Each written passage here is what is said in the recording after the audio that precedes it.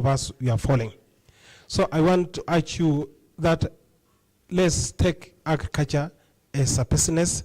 Let's take agriculture as an income in our home, and let's embrace the technology that we have received.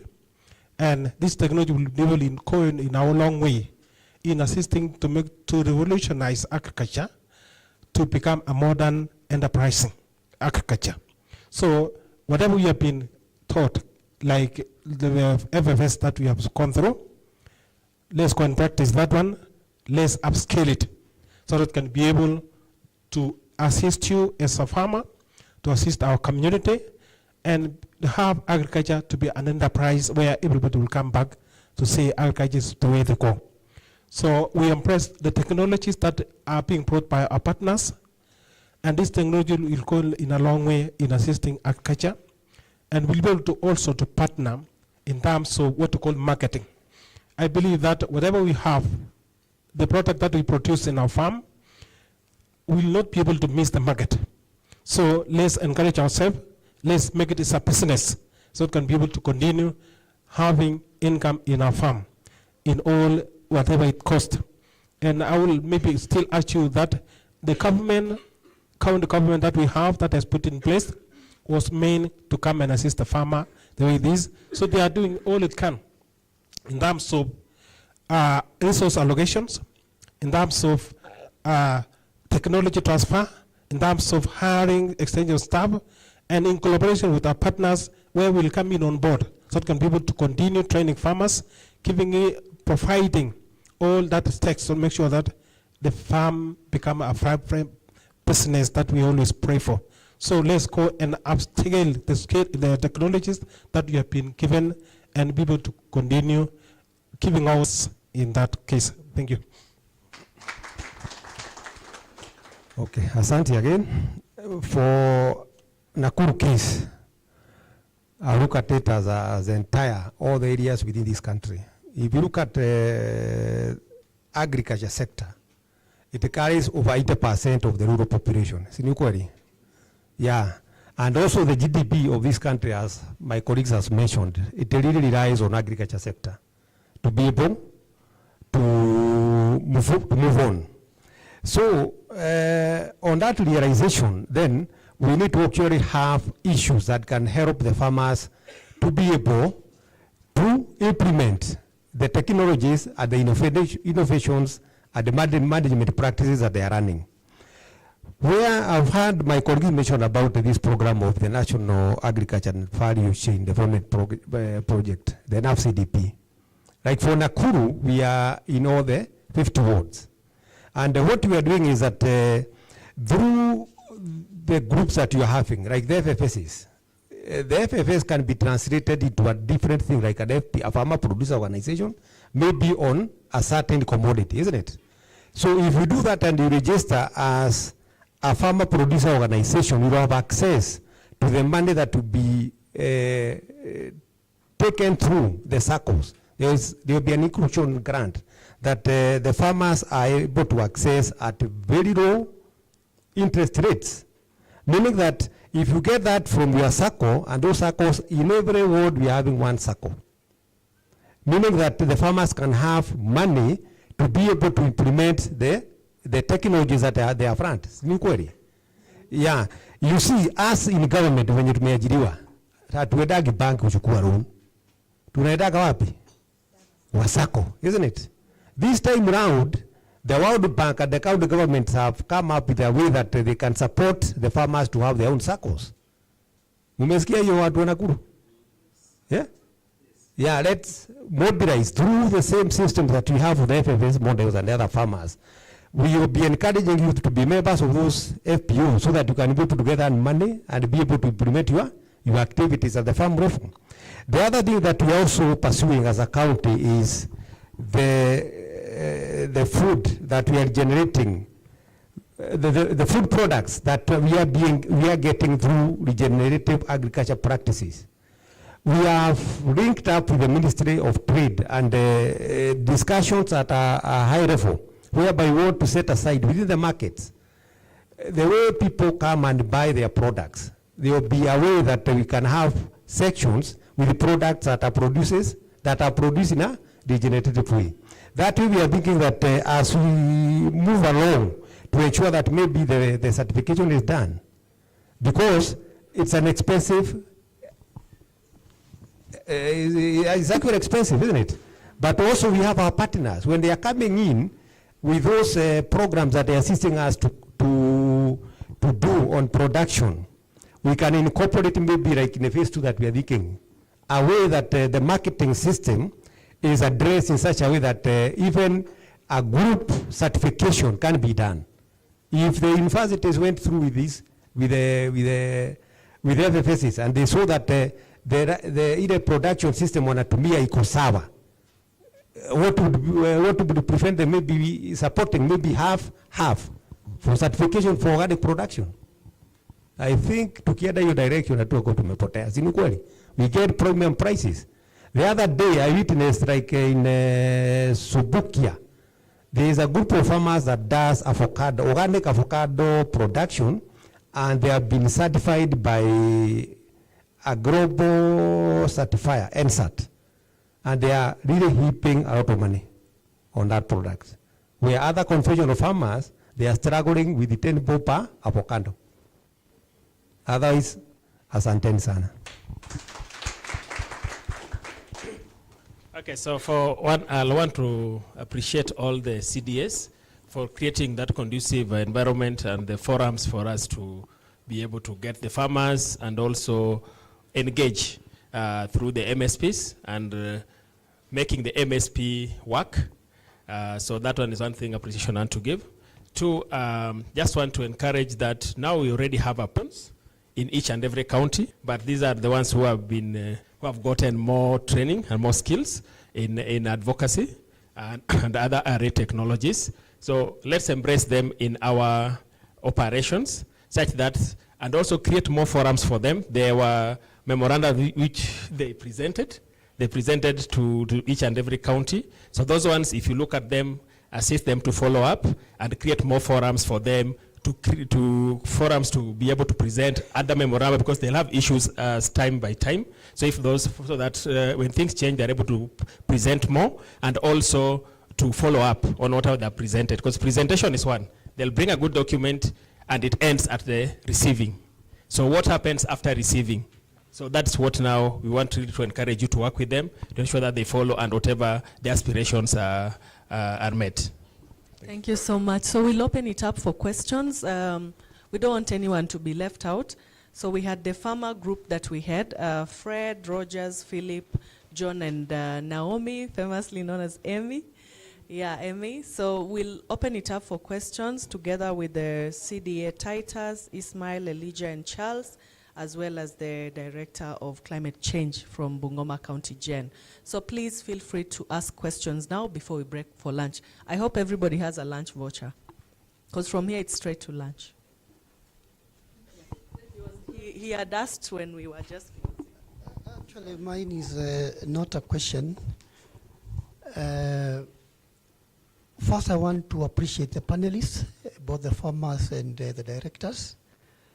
Actually, I've gained a lot of insights into the effort and work which has been happening in the counties. It is quite commendable. A number of issues were raised during those discussions. I just wanted to give you some initiatives which have happened or which are happening within the ministry. The issue of organic inputs. This is a conversation which is ongoing within the ministry, despite the challenges which you have very well elucidated in issues of quality and standardization. Also, another issue is the issue of the volumes, economic volumes to be incorporated into the program of the subsidy. But I know the conversation is ongoing, touching on issues to do with the organic soil conditioners as well as the organic manures, and basically what the ministry will endeavor to do is to develop the standards for standardizing the products. Alongside that, allow me also to say that this year, early this year, The ministry developed and launched the Agricultural Soil Management Policy 2023.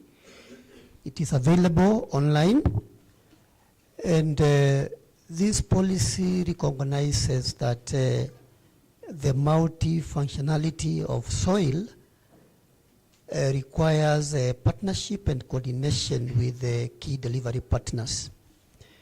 The policy has soils, and it also proposes various policy measures to address them. Again, the policy is proposing a wide range to respond to the key agricultural soil issues and challenges, an integrated approach to sustainable management of agricultural soils in our country. And lastly, the policy has recommended very strongly on issues to do with supporting institutional and governance measures to support the achievement of the desired objectives of this policy. So the policy is available online. You can be able to see how you can be able to integrate even the other initiatives which we are implementing either as organizations and or as counties. Also, we are in the process of developing the agroecology strategy. In fact, we are on the final validation stage before we can be able to launch the strategy. I'm happy to note that a number of counties either are ongoing or have already developed, and this is quite commendable. We hope once this one is also launched, is going to also to feed and speak into the county strategies or policies which have been developed. As a country, we have started the process of developing the third edition of the NDC. The NDC, as I said, this is a legal obligation for the parties to be able to show commitment on how they are going to reduce emissions from the various sectors. For the agricultural sector, remember I said agriculture is the biggest emitter on matters GHG. The version which we are having now, which is going to lapse in 2030, binds our country to reduce the emissions by 32 gigaton carbon equivalents.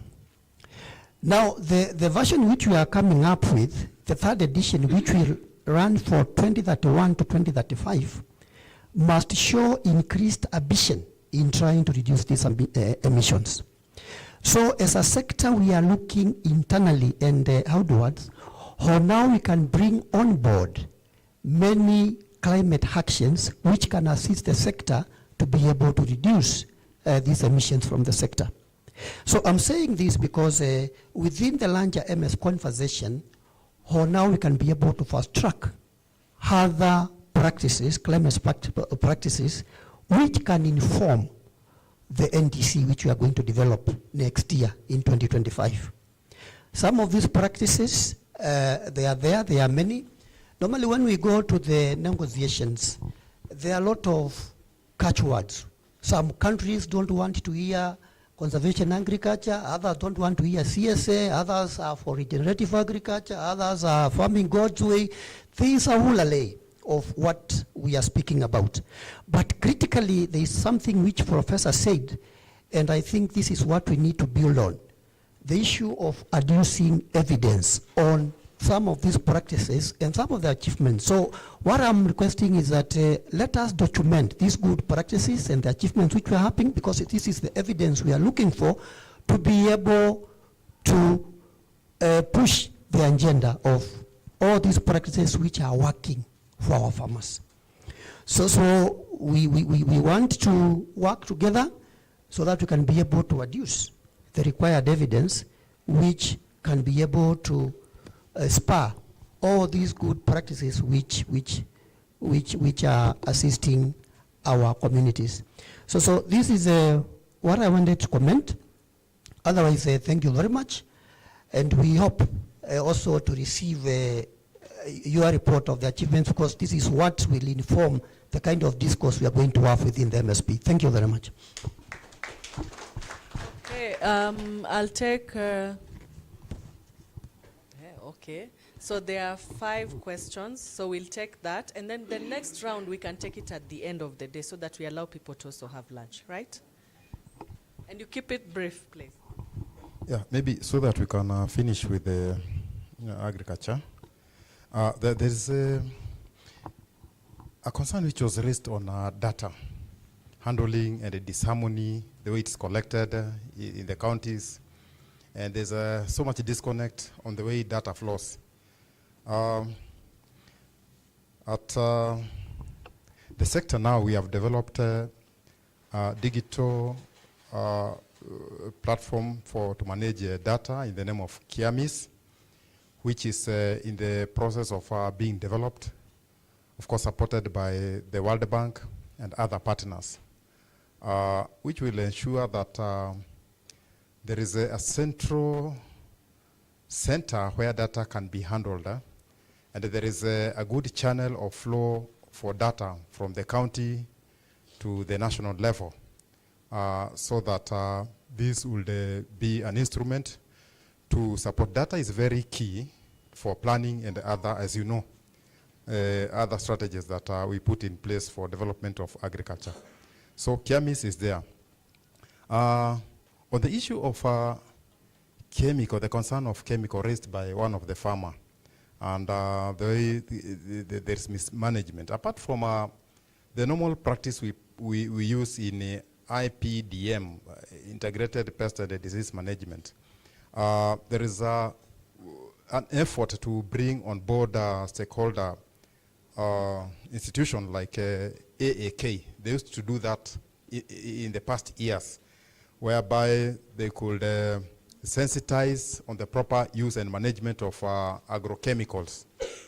And this, we can say that the farmer field school can take advantage of this training so that they can provide a service in form of spraying service providers, well trained and who adhere to the guidelines of handling agrochemical use. On extension service, yes, it is true that it's dwindling. But there's a caveat here, which is on which county, that those will be considered for agripreneurs at 35 and below youth. But looking at these champions here now who have gone through, these are experts. Let there be another category. Sometimes even when we get into the recruitment into public service, they say, but if you have been a practicing teacher, there is a caveat that will include these people, so that even at 50 and below. If you're a farmer, you're not allowed to ask a question. If you are in front here, you are taking questions from people. So I'll take from those who are not in front, because you already spoke. So the lady and then these two. And that one. We have 10 minutes to leave this place because the food is getting cold. So keep it going. So thank you. One, thank you for the team. That was a nice presentation. My question goes to the CDA, Kakamega County. What you've told us is so nice. I'm even imagining myself being part of Kakamega County. Lakini sasa juu tuko kwetu tutazoea tu na juu tunataka tutengeneze. I wish you would have told us, ama tutapatana nyuma ya tent, you tell us what you did. Did you have the political goodwill of the MCAs, the governor, ndio mufike mahali mumefika? Because I understand most of the counties, if they want to implement policies, the MCAs become the block. What did you do ndio mufike hadi mukona kiwanda? That is number one. Number two, to all of us, that's just an input. I think we have a collective responsibility now, from ensuring that even the policies we are making, we as the farmers, it starts with us. We know what we want. The MCAs don't know what they want, but we as the farmers, we know what we want.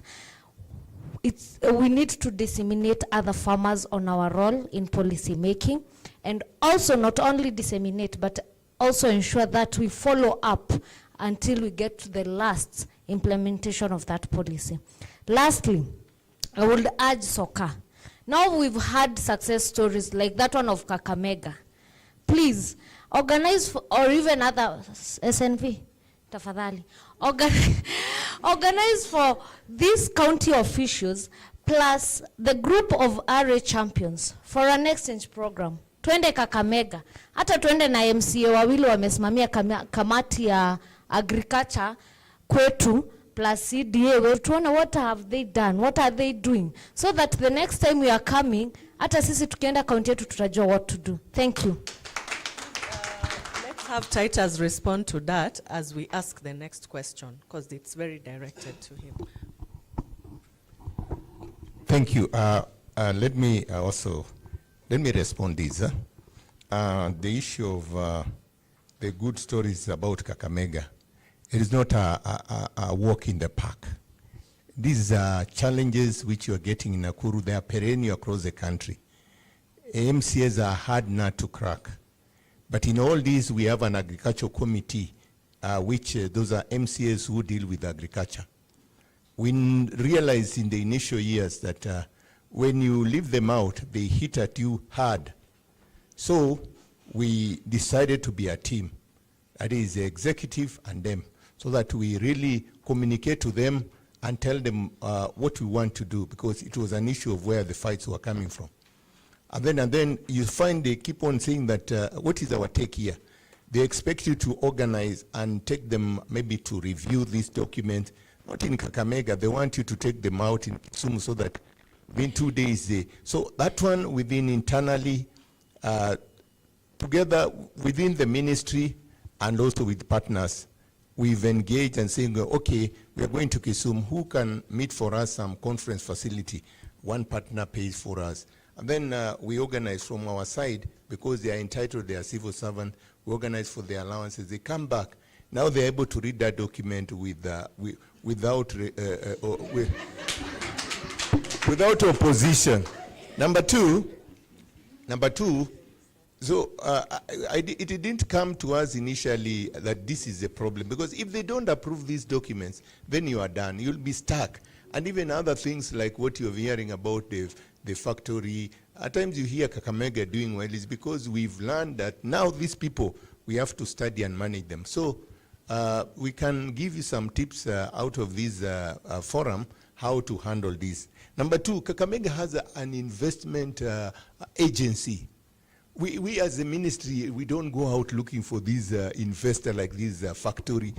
The county has a parastatal within the county which was established, which goes out, writes proposal, visit these development partners. Once they get an idea, they bring to us and tell us, can you prepare a project concept paper to this issue of avocado? Can you prepare an issue of organic? Because now we are the expert. We know the benefits of organic fertilizer. So through that agency, we've been able to do a lot. And then once a partner is got, they bring on board all the key departments in the government. And you know, they go through the governor. So governor says, convene a meeting.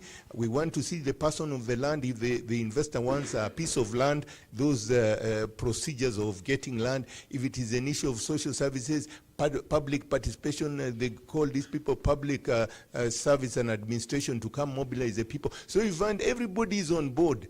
Now, because of that, it is easier to lift, because this investor doesn't need to go to agriculture, leave that office, go to the lands office, leave that, goes to these public works, engineers. We are just calling 1 minute, one meeting, we say our issues. If there are action plans, everyone is told from here, go look for this document, go look for this document. So it becomes lighter, it becomes easier to implement this. It's not magic, it is by design. It is by design. Thank you.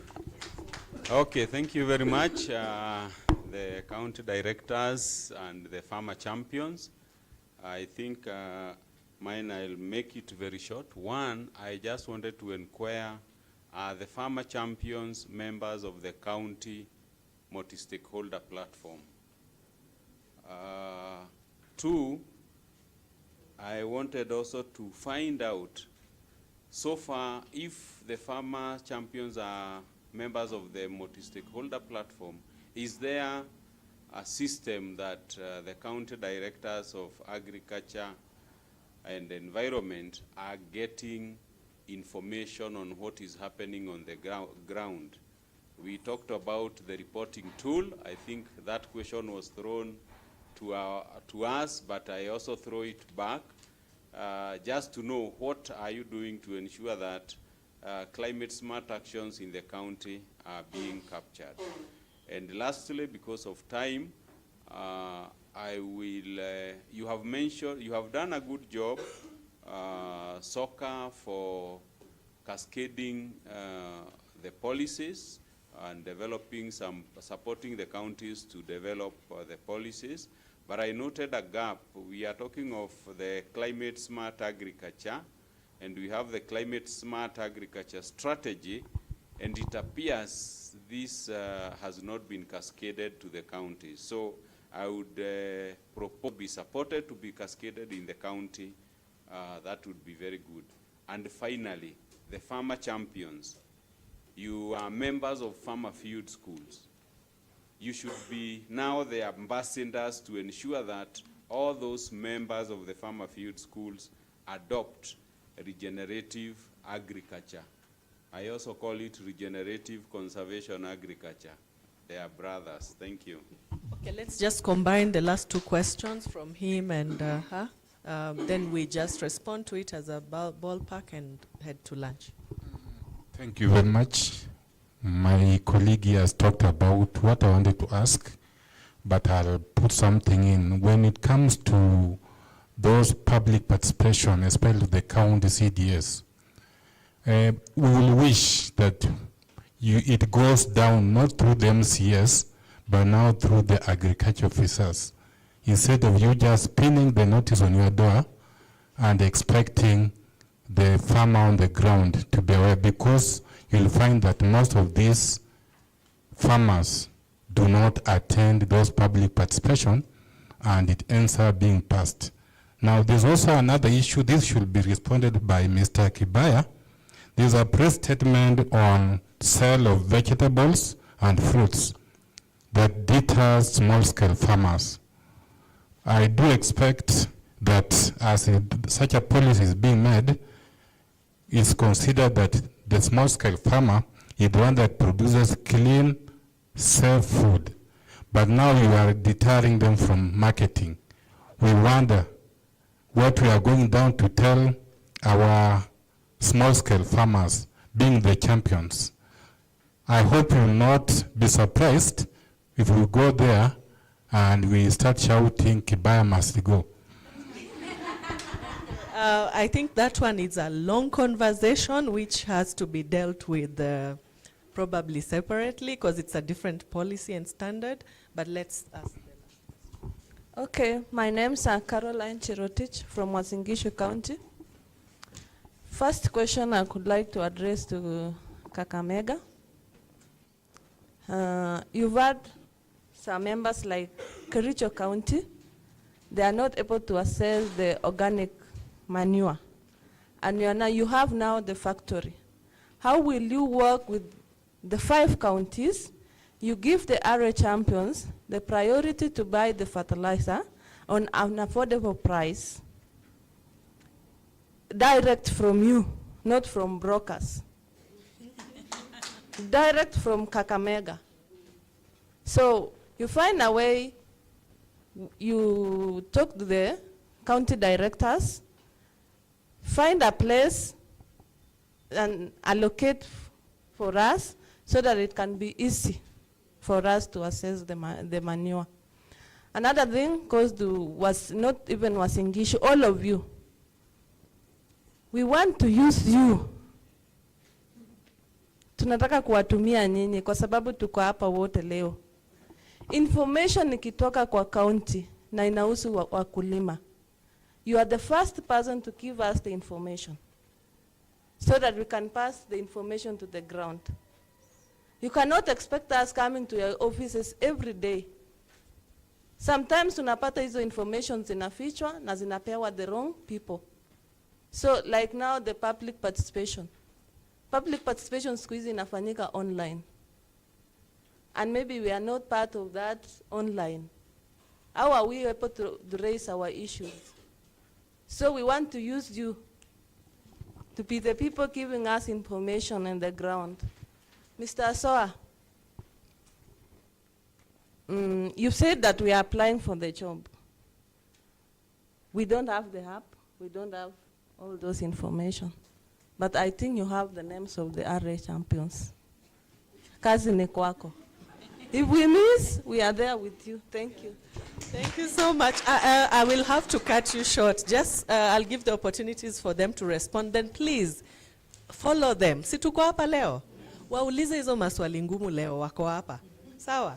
So I will give the opportunity to maybe to another CDA to respond to the first question that was asked. And then the other one can respond to the champion's question. Yeah. There was a SOA's question, and then there was somebody else. Kakamega, yes. Kakamega, yeah. let me address it. The issue of fertilizer. This is a big fertilizer factory which will be set there, which has already started the process. I think because we are highly connected to the manufacturer, now that we know even the headquarters for that, we have that direct connection with the management of that factory. In fact, the CEO or the MD. Once we know that you need this, I think the government prefers operating by letters, communication.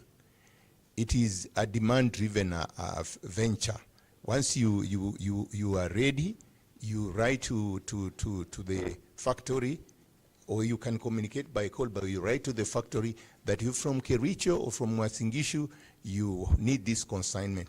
I think it is just a matter of directly accessing this fertilizer from the source to the stores, because them, they are in business, they'd want to supply it just the way they would supply it in any other store. And I think even Kakamega agro dealers will just do it like that. They will represent their request and then they are supplied. So it is an open, as a liberalized market, an open market which you can access.